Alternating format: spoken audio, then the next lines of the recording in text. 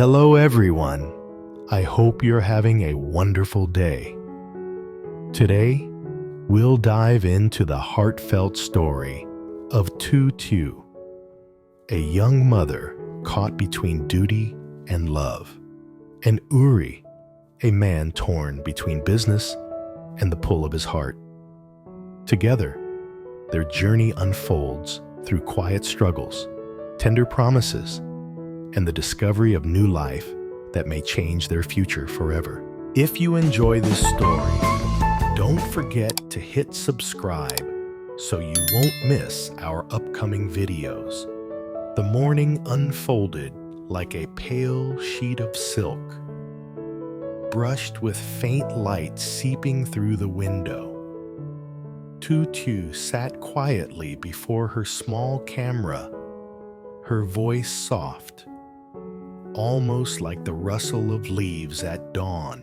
She greeted the unseen crowd with a gentle smile, offering them wishes of peace and safety, as though she wanted to gift them a fragment of her own fragile hope.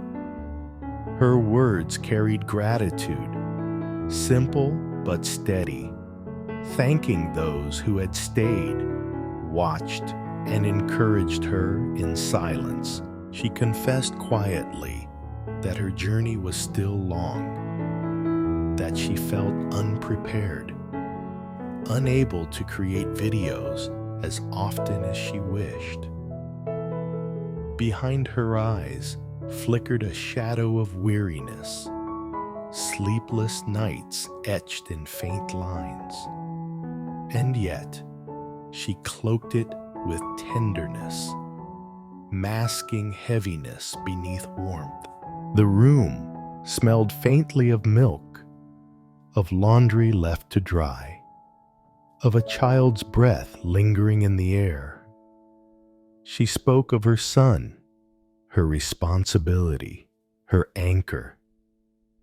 Her voice trembled slightly when she admitted her limits, asking her viewers for patience and understanding. "When my child grows a little," she whispered, "I will try to be here more often." Her words lingered like a promise written on mist, uncertain but sincere. There was no applause, no cheering crowd, only silence, the hum of life, and the clicking of her camera recording every syllable. Yet in that silence, her words bloomed like wildflowers growing in the cracks of stone, fragile, unnoticed, but alive. It was the beginning of her story, not told with grandeur, but with honesty.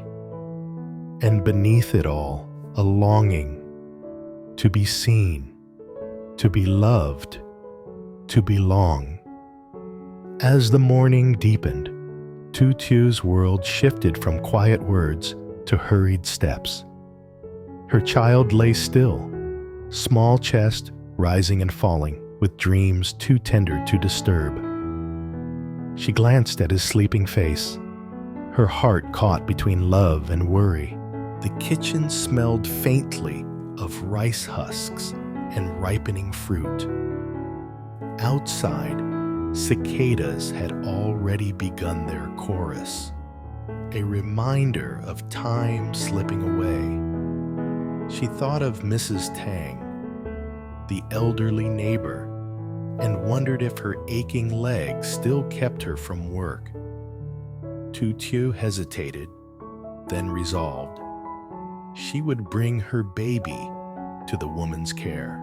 Only then could she find a few hours to harvest dragon fruit, sell them at the market, and earn just enough to meet the day's needs. The thought pressed on her like summer heat, heavy, relentless, yet familiar. With soft hands, she gathered her baby's things: tiny clothes, a bottle of milk, a cloth smelling faintly of soap. Each item felt like a fragment of her own life, entrusted to another's care. She whispered gently to her child, promising to return soon, even as doubt gnawed at her. At Mrs. Tang's home, the elder's arms welcomed the baby with ease, her voice soothing. Tu Tu lingered, reluctant to part. Then, with a deep breath, she turned away, her steps carrying both the burden of survival and the quiet ache of separation. Behind her, the faint murmur of her child's voice blended with the wind, a reminder of the fragile balance she walked each day. Far away, the morning sun spilled across glass towers, painting the city in shades of gold. Yuri stood by his desk, the weight of two worlds pressing heavily against him. In one hand, he envisioned a bouquet of flowers, a velvet box carrying a ring, and a delicate necklace that shimmered like an unspoken promise. In the other, a phone vibrated endlessly, with calls about shipments, schedules, and contracts, threads binding him to the rhythm of commerce. Miss Land's voice came first, urgent yet respectful, reminding him of the consignment waiting for inspection. Soon after, Adam's voice filled his ear, firm and calculating, a businessman measuring both quality and trust. Yuri responded with calm authority, his words steady, his tone practiced, but beneath it all, his heart beat to another rhythm altogether, one that whispered Tu Tu's name. They drove together to the gardens.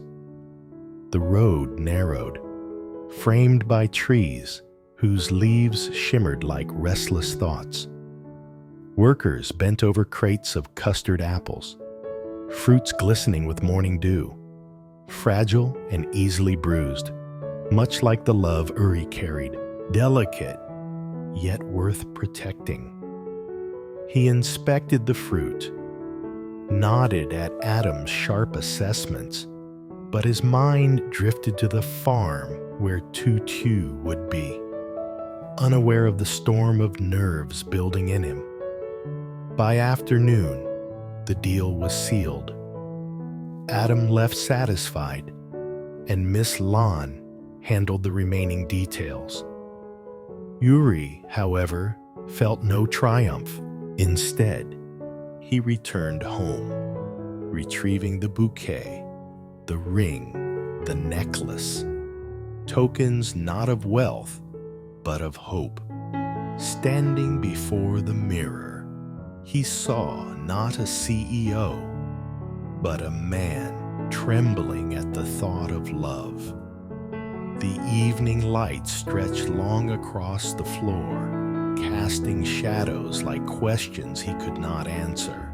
He paced slowly, flowers trembling in his grasp, the velvet box heavier than any shipment he had ever managed. His reflection in the mirror looked back at him, not with the eyes of a powerful man, but with the gaze of someone young.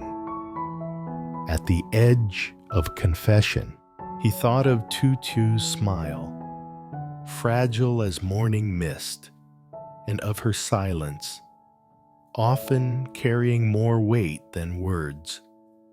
He thought of the child she cradled, the small heartbeat that had become part of her every breath. Could he step into that world, not as an outsider, but as someone she could lean on? The thought both terrified and steadied him. On the table lay the necklace, glinting faintly like starlight caught in silver. He touched it, then closed his fist around the ring. His heart raced unevenly, each beat asking the same question: will she accept me? Outside, cicadas hummed their restless song. Inside, silence pressed against him until courage became the only escape. He dressed carefully, though his hands betrayed their tremor. Time moved with cruel softness, each second both a gift and a burden. He whispered into the quiet, almost a prayer. Let her see me. Let her believe in me. Then he stepped out into the dusk, carrying not just flowers and jewels, but the fragile weight of his own soul laid bare. At the farm, silence was broken only by the faint crackle of firewood and the gentle hiss of boiling water. Tutu moved softly through the small kitchen, her hands busy, her thoughts distant. The baby slept soundly in the next room, leaving the house wrapped in fragile calm. Then came the knock. Hesitant, yet certain, she opened the door to find Uri standing there, flowers trembling in his hands, eyes dark with unspoken words. He entered like a storm disguised as stillness. Tutu asked why he had brought flowers, her voice half curious, half guarded. He faltered, then confessed. His words spilled slowly, haltingly. He had carried her in his heart longer than he dared admit. He wanted to care for her child. He wanted to become more than a visitor at the edge of her life. The ring glimmered between them, a circle of promise. Tutu's breath caught. She looked at him, then at the flowers, then down at her hands. I don't know if I'm worthy, she whispered. Her eyes shimmered with fear, not of him, but of herself. Fear of stepping into a happiness she wasn't sure she could hold. Silence stretched heavy, yet tender. Uri did not press. He only promised to wait. He slipped the necklace into her hands, urging her to accept it not as an answer, but as a reminder of hope. In the flicker of lamplight, their eyes met, his steady, hers uncertain. The night thickened around them, but in that quiet, a seed of something unshakable had been planted. Night fell gently over the farm. The sky deepened into a velvet canvas, scattered with faint stars. Inside, the house was lit by a single lamp, its glow painting warmth and shadow across the room. Uri remained seated, the bouquet resting on the wooden table, their fragrance mingling with the simple scent of cooked rice. Tutu moved quietly, her presence both near and distant, as though she walked a fragile line between acceptance and retreat. The ring still lay in its box, unopened, yet the promise it carried lingered in the air. Uri reached across the table, his voice low but steady. "I will wait," he said, "no matter how long it takes. I will wait." His words did not demand. They settled gently, like rain falling on dry soil, soft, yet unshakable. Tutu looked at him, her eyes dim with hesitation, but something inside her softened. She accepted the flowers. She allowed him to fasten the necklace gently around her neck. In that gesture, there was no triumph, no finality, only quiet acknowledgement. She had not said yes, but she had not turned away either. It was not an engagement of ceremony, but of presence. Two lives tethered by a fragile agreement to move forward, even if the steps were slow. In the next room, the baby stirred in sleep, a faint murmur threading through the silence. Uri rose, his hands surprisingly tender as he adjusted the blanket, proving through action what words could not. Tutu watched him, her heart unsettled yet warmed. They were not yet a family, not yet bound by vows. But in the hush of that evening, an invisible line had been crossed. The future no longer belonged to one, but to two. Days turned into weeks. The air grew heavier with the weight of unspoken changes. Tutu began to feel her body betray her.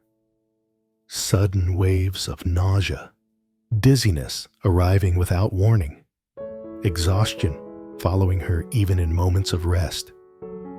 At first, she brushed it aside, blaming the endless labor of the farm, the hours of tending, feeding, caring, but soon the signs became undeniable. With trembling resolve, she went to the clinic. Each step felt like it carried the burden of an answer she wasn't ready to face. The doctor's voice was gentle, but the meaning struck like thunder rolling across a silent field. She was carrying a child, Uri's child. For a moment, the world tilted. Tutu pressed her hands against her abdomen, cradling both fear and miracle. The past she had fought to survive, the present she was learning to endure, and now the future, suddenly written within her, pressed against her heart with terrifying clarity. When she told Uri, his eyes widened, then softened. He did not speak immediately. Instead, he reached for her hands, studying them, studying her. "This is our child," he whispered, not as a claim, but as a vow. His words were both anchor and storm, binding him irrevocably to her fate. Tutu looked away, tears balancing at the edge of her lashes. Happiness, fear, doubt. They swirled together like clouds before rain. She knew the road ahead would not be easy. In fact, it might demand more than she thought she had. Yet, in the silence of that moment, beneath the weight of Uri's hand and the life growing within her, she realized something. She was no longer alone. Life shifted. The days that followed became a blend of small routines and heavy emotions. Uri visited often, balancing his business with quiet moments at the farm. He would bring fruit, fresh bread, or small necessities, always careful not to overwhelm her.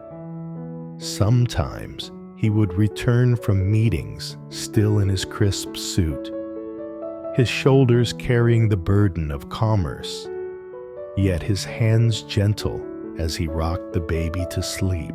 For Tutu, it was both comfort and unease. She had never asked for such devotion, She had never dreamed someone like Uri, wealthy, decisive, admired, would kneel beside her humble life. At night, she lay awake, her thoughts a tangle of gratitude and fear. Could she trust him? Could she trust herself to accept love when so much of her life had been marked by struggle? Uri never pressed her for answers. Instead, he showed up, patient, steady, present. And slowly, the walls she had built around her heart began to thin. One evening, rain fell gently against the roof, the steady rhythm filling the quiet house. Uri sat by the window, watching droplets race down the glass. Tutu brought him tea, her hands trembling just slightly as she set the cup beside him. Their eyes met, and for once, she didn't look away. "Why me?" she asked softly. "There are so many women. Women who are stronger, prettier, more fitting for you. Why me?" Uri smiled faintly, as if the answer had always been simple. "Because you're you. Because when I see you, I see courage where others see weakness. I see love where others see burden. And I want to spend my life protecting that." Her breath caught. No one had ever said such words to her, not without condition, not without hidden intent. Tears welled in her eyes, but she let them fall.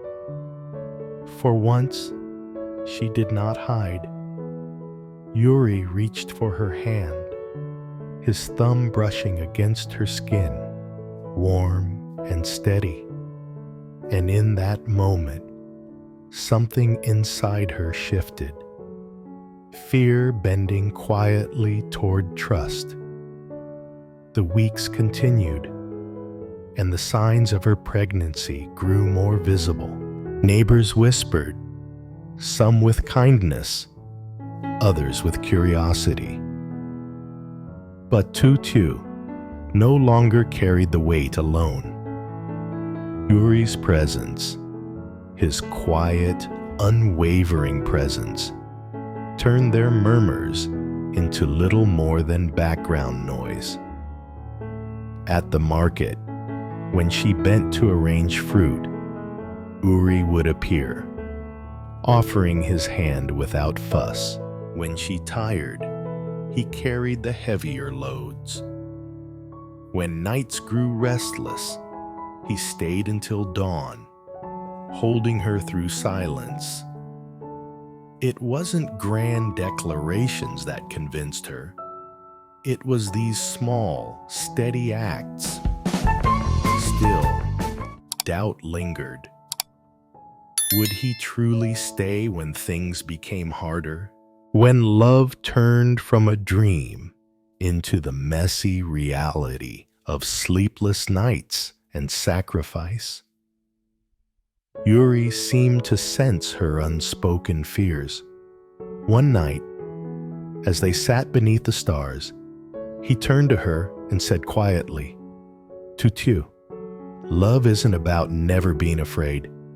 It's about choosing to stay, even when fear comes. I'm not perfect, but I'm here, and I'm not leaving." She said nothing, but she leaned against him, and for the first time, let herself rest without guarding her heart. As months passed, their bond deepened, not through ceremony or titles, but through shared life. Uri's business continued, yet he found balance. Contracts and shipments still demanded his attention, but when he looked at Tutu, at her growing belly, He knew where his true duty lay. One evening, as the baby kicked for the first time beneath her ribs, she grasped his hand and placed it gently on her stomach. Yuri's eyes widened, then softened into a smile she would never forget. "That's our child," he whispered again, his voice breaking. Tutu's heart ached with a mix of fear and joy. She still didn't know if she was worthy of such love, of such hope. But in that moment, as Yuri's hand rested over hers, she allowed herself to believe, even just a little. And so, their story continued. From Tutu's quiet struggles to Uri's trembling proposal, from hesitation to the fragile promise of togetherness, and finally, the discovery of new life. This journey was never about grand gestures. It was about the silent moments that changed everything. Will Tutu accept the weight of love and the future growing inside her? Can Yuri truly balance the world of business with the world of family? Or will time test their promises in ways they cannot yet imagine? Only the days ahead will reveal the answers. But one truth remains: love is not measured by certainty, but by the courage to stay when the road grows heavy. This story follows Tutu, a young mother struggling to raise her child while balancing duty, fear, and hope. Despite her quiet strength, she often feels unprepared and alone until Yuri, a businessman burdened by responsibility yet guided by love, enters her life. Yuri's heartfelt proposal, symbolized by flowers, a ring, and a necklace, challenges Tutu's doubts about her own worth. Though hesitant, she begins to accept his quiet devotion, finding comfort in his patience and gentle actions. Their fragile bond deepens when fate reveals that Tutu is carrying Uri's child, turning uncertainty into a shared future. The story is not about grand gestures, but about small, silent moments that shape everything. Moments of trust, fear, and courage. At its heart, it asks whether love can endure trials and whether two lives can become one despite the weight of the world.